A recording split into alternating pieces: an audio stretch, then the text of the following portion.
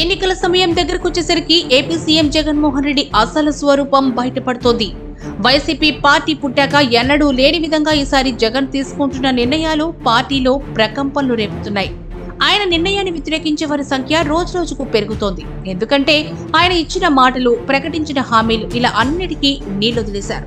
ఈ క్రమంలో ఇచ్చిన మాటలు, ప్రకటించిన హామీలన్నిటికీ గతంలో తన గెలుపులకు సహకరించిన అందరినీ ఐపాక్ సర్వేల పేరు చెప్పి దూరం పెట్టేస్తున్నారు.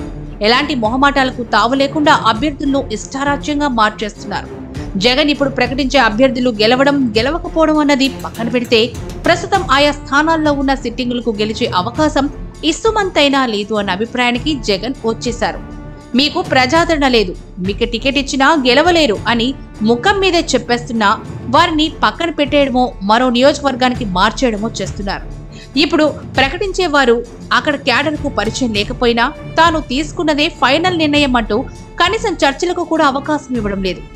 గతంలో తాను స్వయంగా హామీలిచ్చిన వారికి సైతం గెలిస్తే అంతకు మించి అవకాశం ఇస్తామని చెప్పాలని బుజ్జగింపుల కోసం తాను నియమించుకున్న కమిటీకి జగన్ సూచిస్తున్నారు. దీంతో ఎన్నో ఆశలతో వైసీపీలోకి వచ్చిన వారు, పార్టీ కోసం ఎంతో కొంత శ్రమించి క్యాడర్ను కాపాడుకున్న వారు జగన్ నిర్ణయాలతో ప్రజల మధ్యకు వచ్చే పరిస్థితి లేకుండా పోతోంది.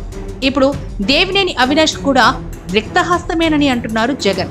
తెలుగుదేశం పార్టీకి కంచుకోట విజయవాడ తూర్పు నియోజకవర్గం నుంచి గత 2 ఎన్నికల్లోనూ తెలుగుదేశం అభ్యర్థి గద్దె రామ్మోహన్ విజయం దక్కించుకున్నారు. ఇప్పుడు కూడా బలంగానే ఉన్నారు. గత ఎన్నికల్లో ఫ్యాన్ కాల్ని తట్టుకుని నిలబడ్డ గద్దెకి రాబోయే ఎన్నికల్లో భారీ మెజార్టీ ఖాయంగా సర్వేలు తేల్చి చెప్తున్నాయి. అయితే ఇప్పుడు ఇక్కడ తెలుగుదేశంలో అంతర్గత సమస్యలు కాస్త ఇబ్బందిగా మారాయి. చాలా కాలంగా విజయవాడ ఎంపీ కేశినేని నాని నుండి గద్దెకు సహకారం అందడం లేదు. ఇప్పుడు కేశినేని నాని తమ్ముడు కేశినేని చిన్నికి తెలుగుదేశం ఎంపీ సీటు ఇస్తుందనే ప్రచారం జరుగుతూ ఉండగా కేశినేని నాని వర్గం గుర్రుగా ఉంది. అయితే ఎమ్మెల్యే గద్దె అంటే సౌమ్యుడు, అందరినీ కలుపుకొనిపోయే మనస్తత్వం ఉన్న వ్యక్తి కావడంతో మూడోసారి కూడా వరుసగా ఆయన గెలుపు గుర్రం ఎక్కడం ఖాయం అంటున్నారు. దీంతో వైసీపీ ఎలాగైనా ఇక్కడ గద్దెకి చెక్ పెట్టాలని తాపత్రయపడుతోంది. ఈ క్రమంలోనే దేవినేని అవినాష్ కు మొండి చేయి చూపించేందుకు జగన్ సిద్ధమైపోయారని అంటున్నారు. గత ఎన్నికల్లో తెలుగుదేశం పార్టీ నుండి గుడివాడలో కొడాలి నానిపై పోటీ చేసి ఓడిపోయిన దేవినేని నెహ్రూ కుమారుడు దేవినేని అవినాష్ ఆ తర్వాత తెలుగుదేశం పార్టీని వీడి వైసీపీలో చేరారు. దీంతో జగన్ అప్పట్లో అవినాష్ ను విజయవాడ తూర్పు అభ్యర్థిగా అవకాశం ఇస్తారని హామీ ఇచ్చారు.